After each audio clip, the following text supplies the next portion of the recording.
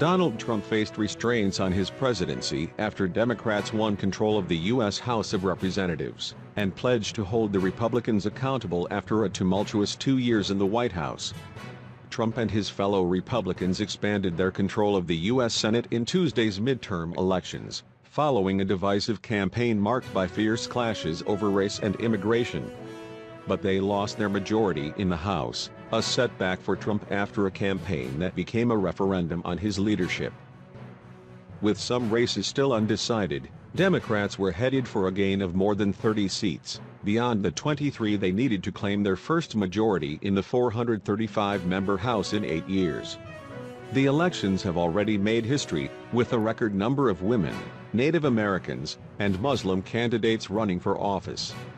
Rashida Tlaib and Ilhan Omar won in their Democrat-safe seats, becoming the first Muslim congresswomen, while Alexandria Ocasio-Cortez made history as the youngest woman to join Congress. Commenting on the Democrats taking the House, CNN's Van Jones pointed to the diversity of candidates that won seats in this midterms, saying that the new Democratic Party is now younger, browner, and cooler. It is the end of one-party rule in the United States, thank God, and the beginning of a new Democratic Party, younger, browner, cooler, more women, more veterans. Seizing the Senate had never looked a likely prospect for the Democrats, and in the event they fell short of a tidal wave of voter support that would have given them control of both chambers of Congress.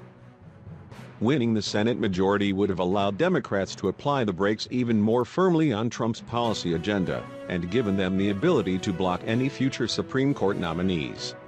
However, the Democrats will now head House committees that can investigate the president's tax returns, possible business conflicts of interest, and links between his 2016 election campaign and Russia. The Democrats also could force Trump to scale back his legislative ambitions, possibly dooming his promises to fund a border wall with Mexico, pass a second major tax cut package, or carry out his hardline policies on trade.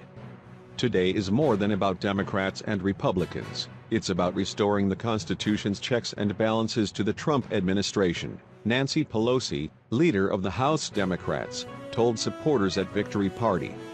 Despite his party's poor showing in House elections, Trump wrote on Twitter, "Tremendous success tonight." Trump, a 72-year-old former reality TV star and businessman turned politician, had hardened his rhetoric in recent weeks on issues that appealed to his conservative core supporters. He threw himself into the campaign, issuing warnings about a caravan of Latin American migrants headed to the border with Mexico, and condemnations of liberal American mobs he says oppose him. U.S. presidents often lose the House in midterm elections in their first term. Former President Barack Obama's Democrats were hit with what he called a shellacking in congressional elections in 2010.